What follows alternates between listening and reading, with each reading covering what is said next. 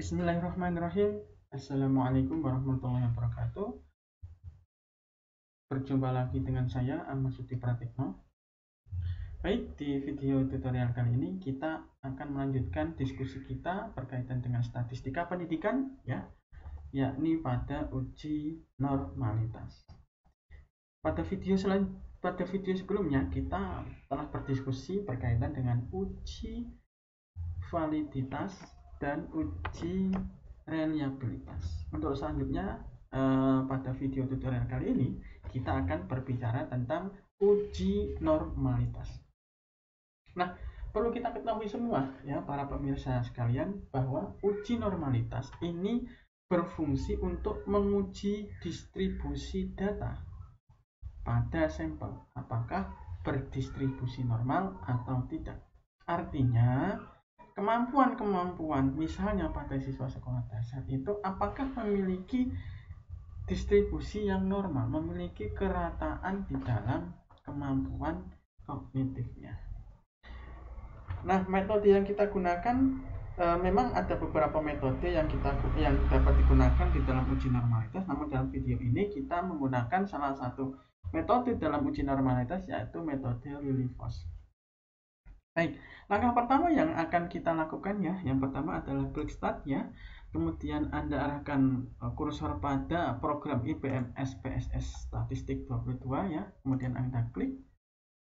Lalu kita tunggu sejenak sampai tampil pada layar kita, pada laptop, pada desktop PC masing-masing Anda, sampai keluar tampilan awal SPSS. Nah, di sini sudah muncul pada IPM SPSS Statistik 22. Anda langsung saja klik New Dataset, kemudian Anda klik OK. Maka akan muncul worksheet awal, tampilan awal pada aplikasi IPM SPSS Statistik. Nah, langkah pertama kita contohkan beberapa data untuk pada worksheet ini berbeda pada uji-uji sebelumnya Di sini kita cukup membutuhkan 2 kolom untuk mengisikan, misalnya di sini kita akan menguji normalitas data berdasarkan hasil belajar siswa. Kita bisa mengambil nilai atau skor hasil belajar dari nilai 0 sampai 100. Namun ini hanya menyesuaikan Silakan menyesuaikan data pribadi Anda sendiri. Silakan di-entrykan ke dalam worksheet SPSS gitu. Kita langsung saja kita entry skor skor hasil belajar siswa dari 0 sampai 100. Ini misalnya beberapa kita entrykan secara bertahap. Kita sepakati untuk jumlah sampel 10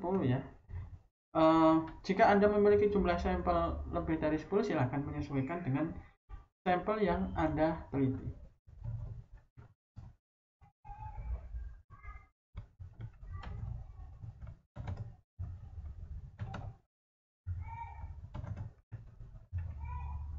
Kemudian yang kolom kedua ini misalnya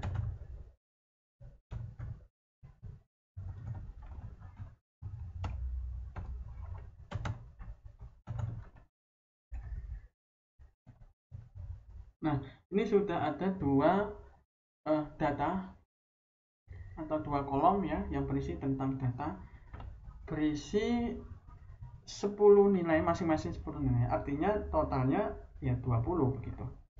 Oke, baik, selanjutnya adalah yang Anda lakukan adalah Anda klik yaitu variable view. Kemudian Anda boleh mengubah pada nama kolomnya, misalnya var 1 ini adalah hasil pakai underscore belajar 4A. Kemudian yang kolom kedua hasil belajar 4A. Kemudian ini hasil belajar 4B. Nah, misalnya seperti ini Baik, kemudian selanjutnya adalah Anda ubah pada kolom measure menjadi skill. kemudian Anda klik data view ya. Selanjutnya Anda bisa langsung melakukan uji normalitas data dengan cara yang pertama adalah Anda bisa klik analyze, kemudian Anda klik descriptive statistic nomor 2 dari atas ya, kemudian Anda klik explore.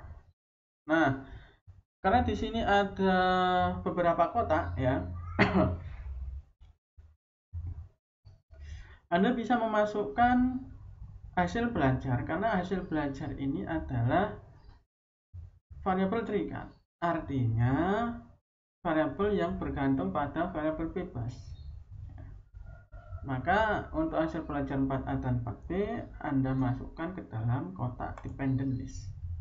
Nah, selanjutnya Anda klik statistik. Anda pastikan di sini untuk taraf signifikansi atau taraf toleransinya atau confidence interval itu 95% ya. Kemudian Anda klik plots. Nah, setelah Anda klik plots, Anda centang di sini normality plots with test. Nah, jadi artinya kita akan mencari hasil normalitas.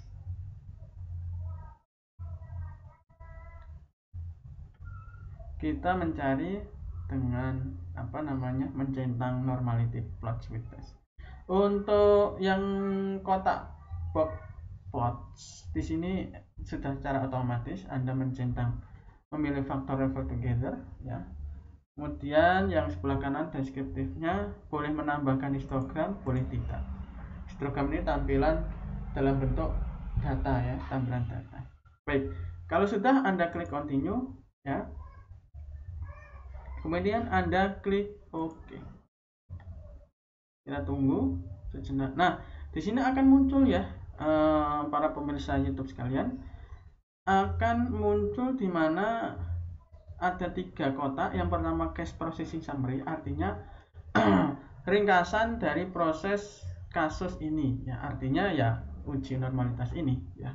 Yang pertama adalah di sini hasil belajar 4A, ini adalah jumlah nilainya 10 ya, atau siswa 10, masing-masing 10, totalnya 20 begitu.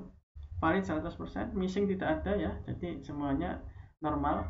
Kemudian ini deskriptifnya ya, ada mean, rata-rata, confidence interval for mean, ada median, ada varian, standar deviasi, minimum maksimum, jadi ada nilai terendah, nilai tertinggi, range ini adalah jarak ya begitu, jarak, interquartile range, skewness, kurtosis.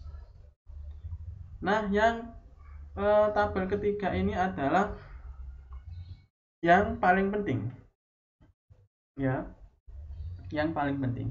Anda lihat pada Lilliefors ya, di sini ada A ya kan, ingat tadi di awal kita menggunakan metode Lilliefors. Nah, jadi kita melihat pada kolom Kolmogorov-Smirnov ya. Di sini pada hasil belajar 4A itu tertulis statistiknya 0,258 ya, tertulis 0,258, kemudian DF-nya 10, kemudian signifikansinya adalah 0,057.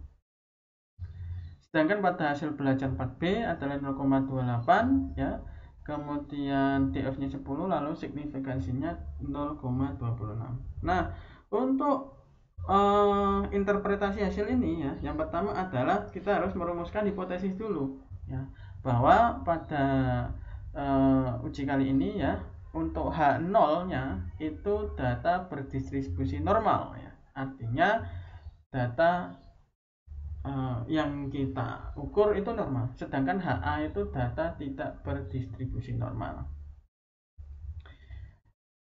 Kemudian setelah menentukan hipotesis ya, Anda menentukan H0 dan HA-nya, lalu Anda melakukan pengujian ya, yang salah satunya bisa menggunakan nilai signifikansi ya.